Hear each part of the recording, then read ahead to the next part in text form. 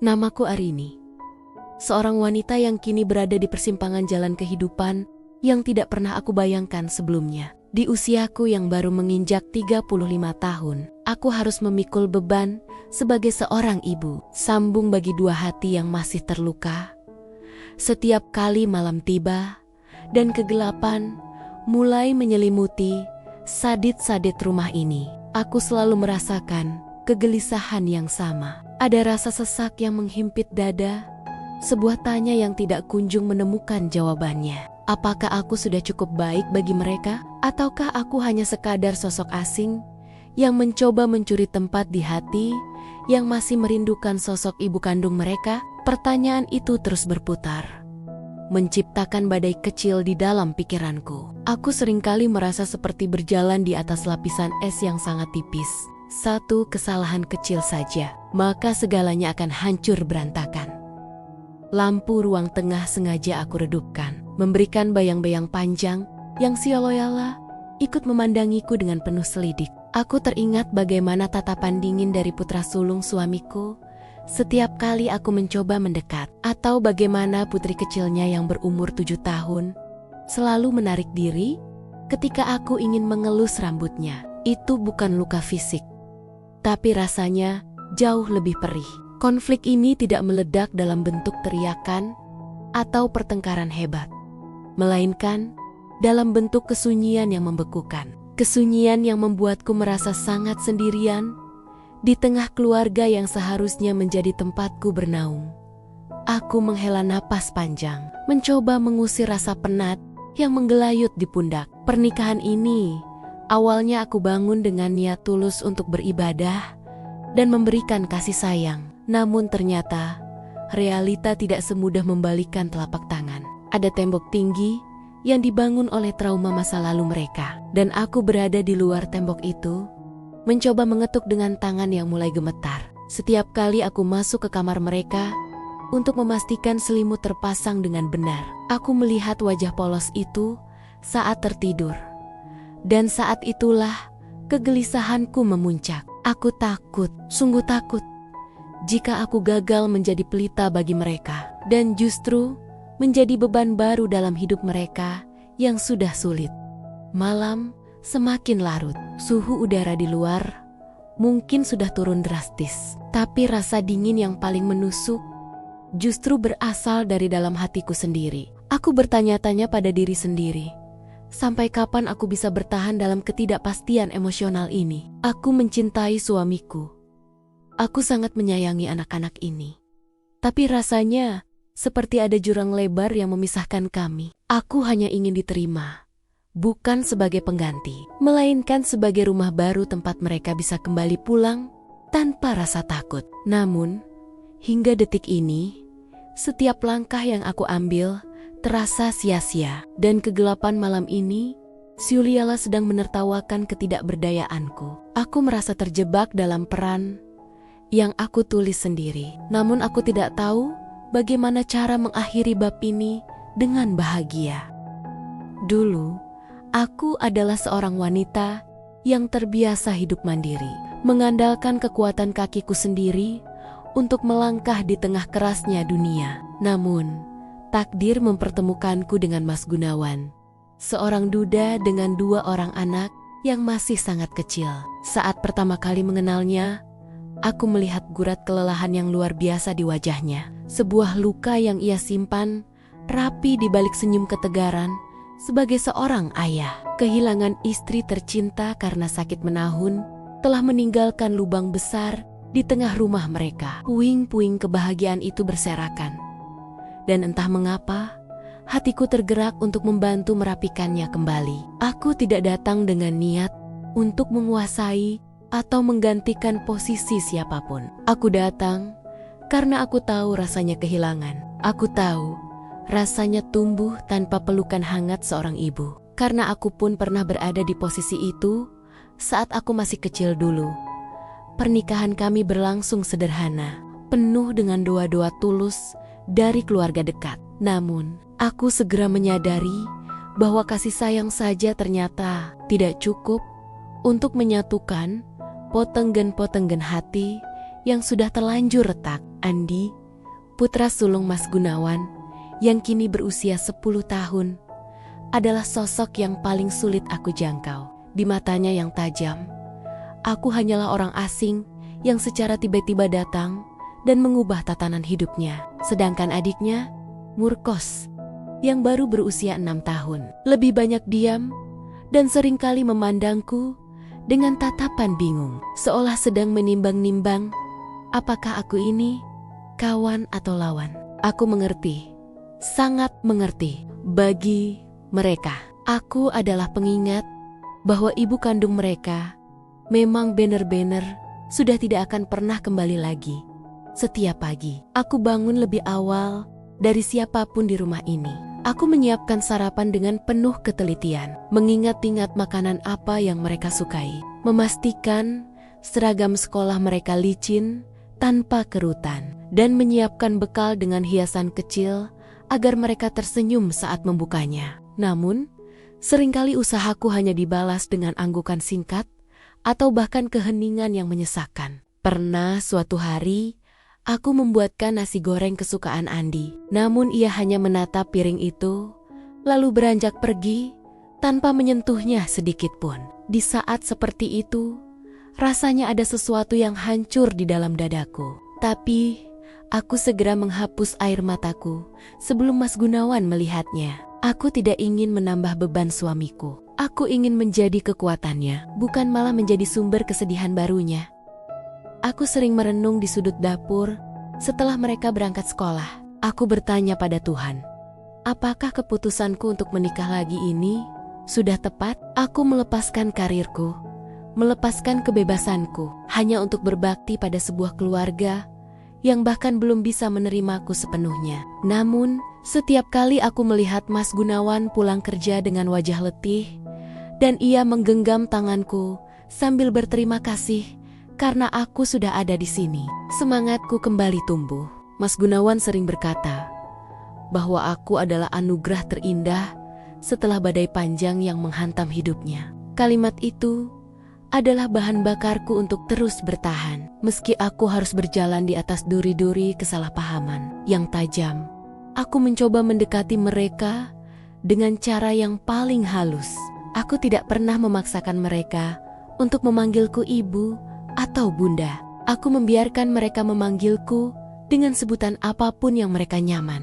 Aku sering duduk di lantai ruang tengah, menemani mereka belajar tanpa banyak bicara, hanya untuk menunjukkan bahwa aku ada di sana jika mereka butuh bantuan. Aku ingin mereka merasakan kehadiranku sebagai perlindungan, bukan ancaman. Ketulusanku ini murni, tanpa ada sedikit pun niat jahat, seperti cerita-cerita ibu tiri yang kejam di buku dongeng. Aku hanya seorang wanita biasa yang ingin memberikan rumah yang hangat bagi 2 anak yang kehilangan arah. Namun, yang paling menyakitkan adalah ketika saudara-saudara atau tetangga mulai berbisik-bisik di belakangku.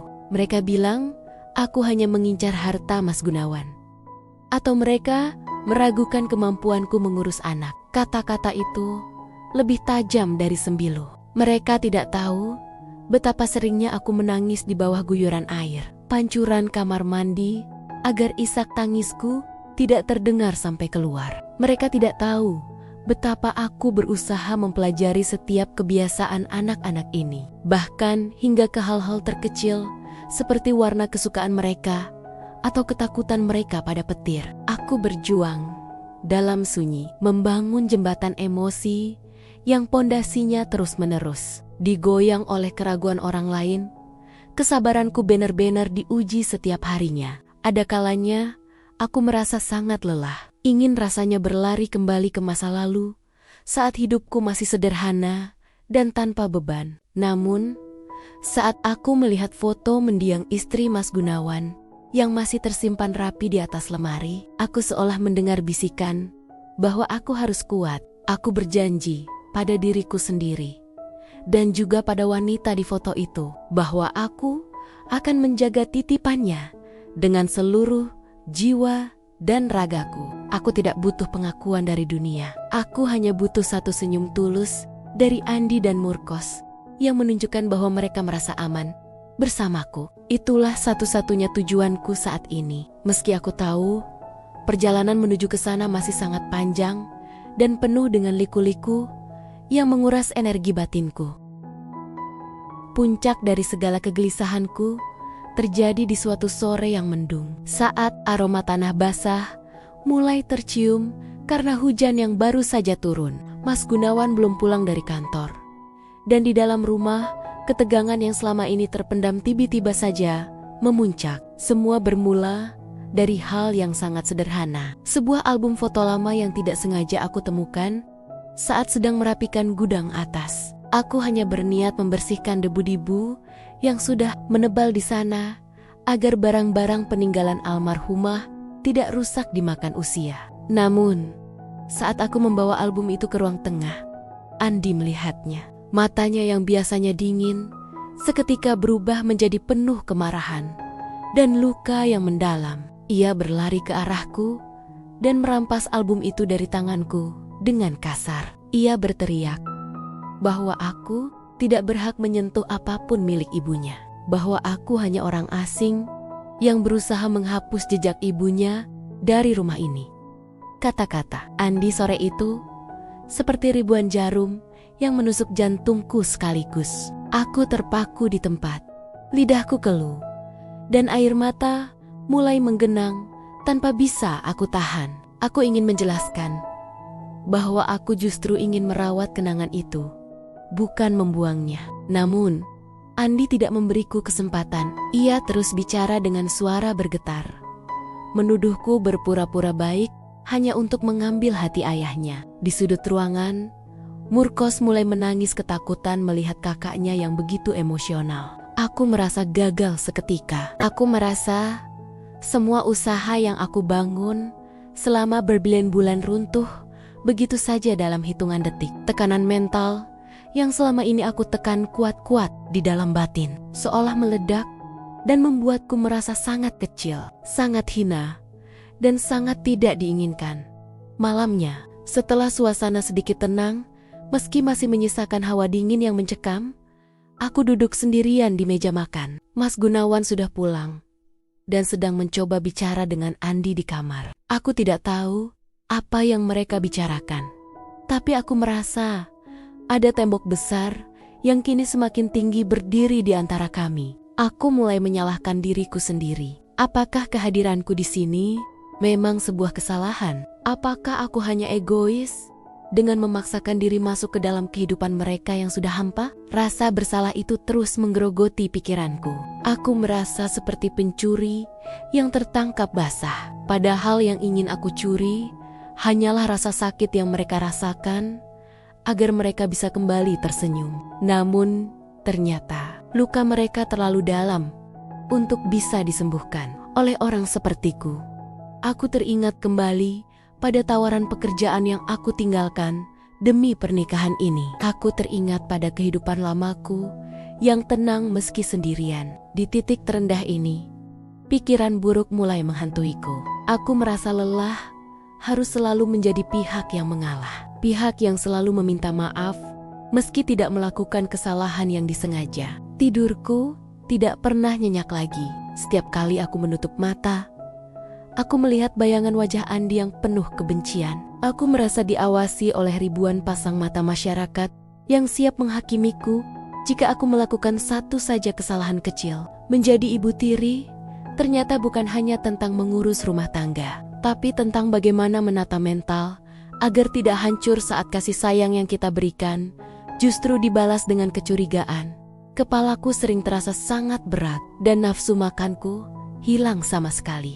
Aku merasa kehilangan identitas diriku yang dulu ceria dan penuh percaya diri. Kini, aku hanya seorang wanita yang penuh ketakutan, yang selalu berhati-hati dalam bernapas agar tidak mengganggu kedamaian semu di rumah ini. Aku sering bertanya pada cermin, "Siapa kamu sekarang, Arini?" Dan bayangan di cermin itu hanya menjawab dengan tatapan layu dan lingkaran hitam di bawah mata. Aku merasa terjepit di antara rasa hormatku pada Mas Gunawan dan rasa hormatku pada perasaan anak-anak yang belum bisa menerima kenyataan pahit dalam hidup mereka. Konflik batin ini jauh lebih melelahkan daripada pekerjaan fisik manapun yang pernah aku lakukan seumur hidupku.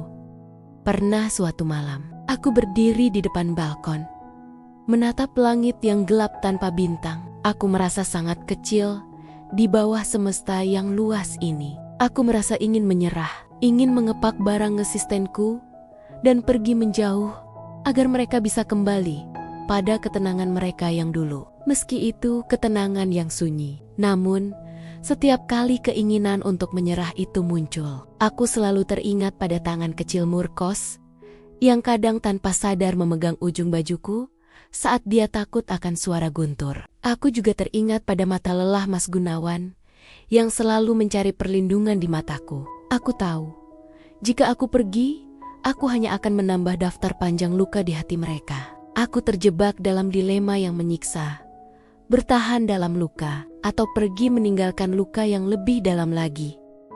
Kesalahpahaman tentang album foto itu hanyalah puncak dari gunung es masalah yang selama ini ada. Di bawahnya terdapat lapisan-lapisan emosi yang rumit antara aku, masa lalu mereka, dan ekspektasi yang tidak tersampaikan. Aku merasa harus ada yang berubah. Namun, aku tidak tahu dari mana harus memulai. Aku merasa seperti sedang merajut selembar kain dengan benang yang terus-menerus putus. Setiap kali aku mencoba menyambungnya, bagian lain kembali terurai. Aku hanya bisa bersujud di tengah malam, memohon kekuatan pada sang pemilik hati, agar aku tidak kehilangan akal sehatku di tengah tekanan yang seolah tidak ada habisnya ini. Aku tahu, malam ini hanyalah satu dari sekian banyak malam yang akan aku lalui dengan air mata yang membasahi bantal, mencari secercah cahaya di tengah kegelapan yang mengepung jiwaku. 2 hari setelah kejadian album foto itu, rumah kami masih terasa seperti medan perang yang sunyi. Namun, sesuatu yang tak terduga terjadi di suatu sore ketika hujan turun sangat lebat. Lebih lebat dari biasanya. Mas Gunawan belum pulang, dan tiba-tiba saja listrik di rumah kami padam total. Suasana seketika menjadi gelap gulita. Aku mendengar suara jeritan kecil dari arah kamar anak-anak. Itu suara Murkos. Aku tahu dia sangat takut pada kegelapan dan suara petir.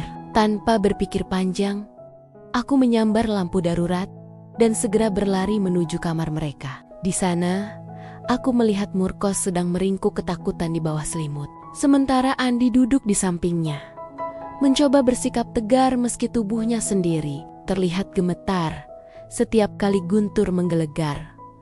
Aku tidak langsung masuk dengan paksa. Aku berdiri di ambang pintu, menyinarkan lampu ke arah lantai agar tidak menyilaukan mata mereka. Aku bertanya dengan suara yang sangat lembut. Andi? Murkos?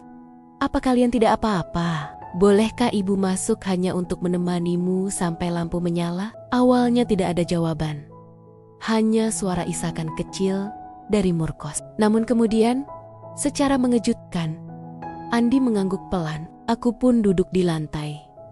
Tidak terlalu dekat agar mereka tidak merasa terancam, namun cukup dekat agar mereka merasa terlindungi. Dalam kegelapan yang pekat itu, hanya dibantu oleh cahaya temaram lampu darurat. Untuk pertama kalinya, aku memutuskan untuk membuka seluruh isi hatiku kepada mereka tanpa ada yang ditutup-tutupi.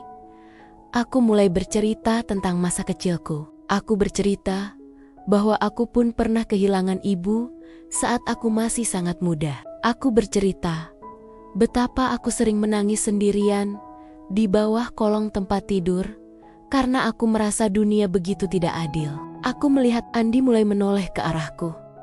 Matanya yang tajam kini tampak melunak. Aku katakan padanya, Andi, ibu tidak pernah ingin mengambil tempat mama kamu. Tidak akan pernah ada yang bisa menggantikannya.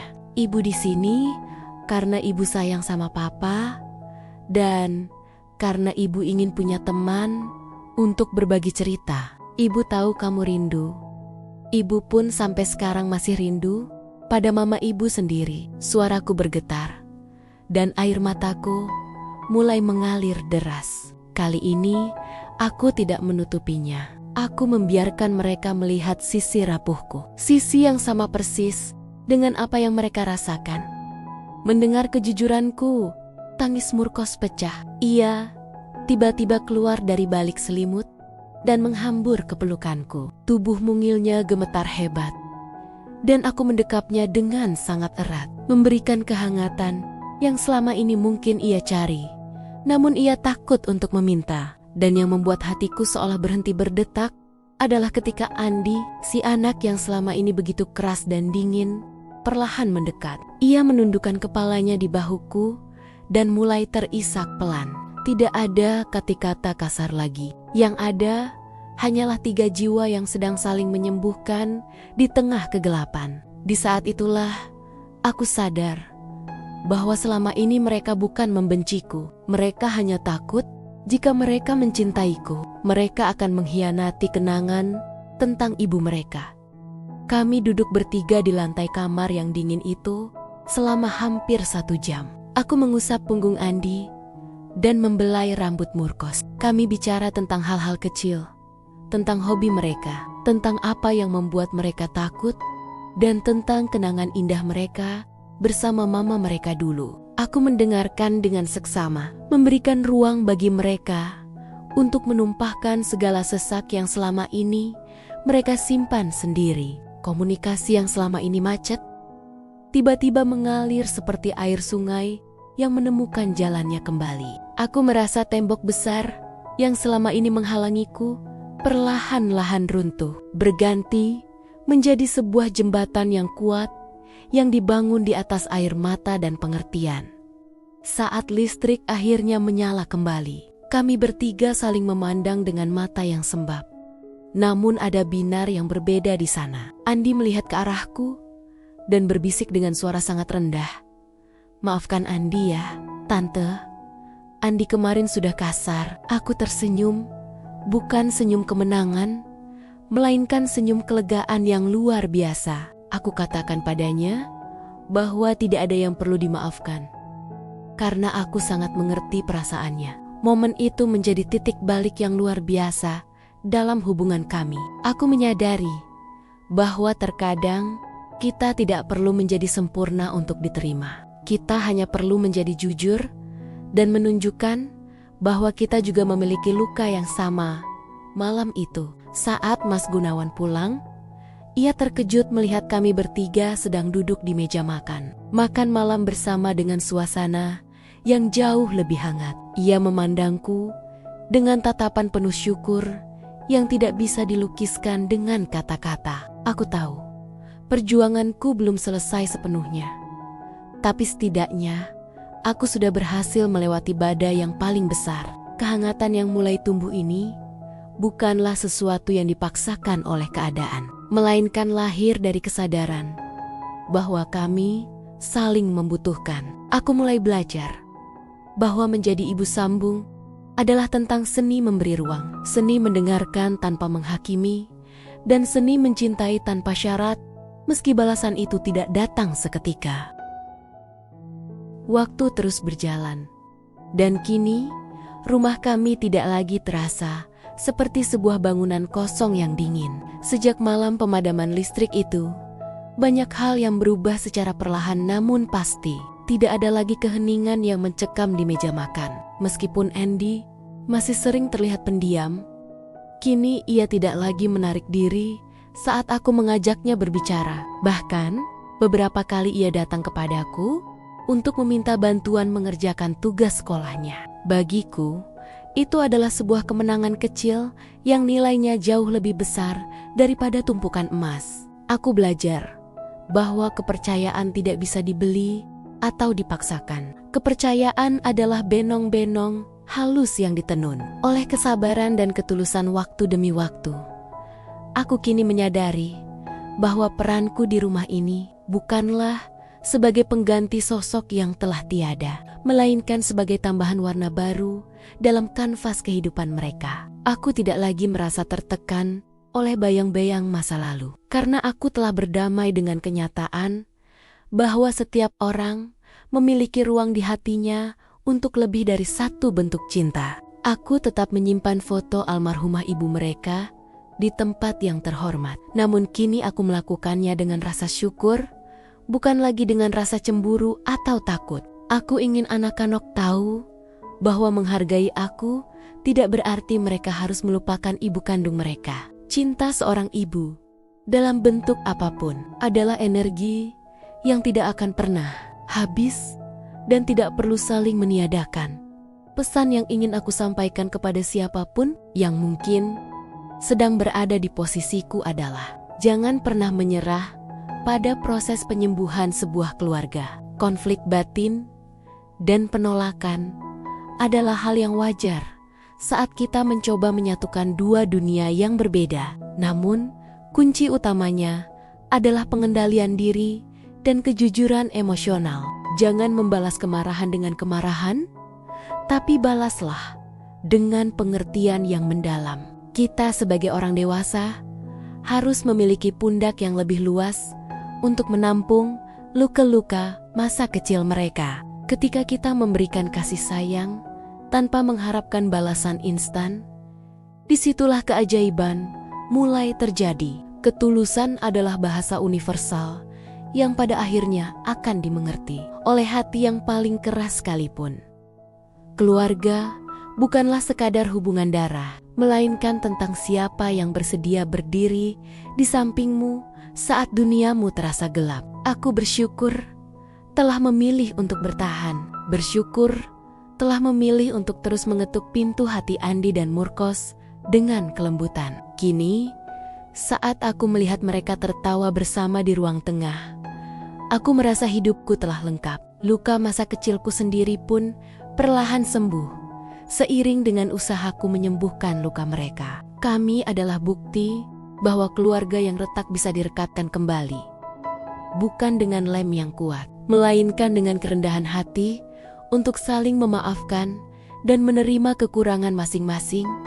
Sebagai penutup, aku ingin mengingatkan kita semua bahwa setiap rumah tangga memiliki ujiannya sendiri. Janganlah kita cepat menghakimi kehidupan orang lain dari apa yang tampak di luar saja. Bagi para ibu sambung di luar sana, tetaplah menjadi pelita yang tenang. Teruslah berbuat baik, meski seringkali tidak terlihat. Tuhan tidak pernah tidur, dan Ia melihat setiap tetes air mata, serta setiap doa yang kita panjatkan di tengah malam. Akhir cerita ini bukanlah tentang kesempurnaan, melainkan tentang kedamaian. Kedamaian saat kita bisa saling menggenggam tangan dan berkata, kita akan melewati ini semua bersama-sama. Terima kasih telah mendengarkan sepenggal kisah perjalananku. Semoga ada hikmah yang bisa dipetik untuk kehidupan kalian semua.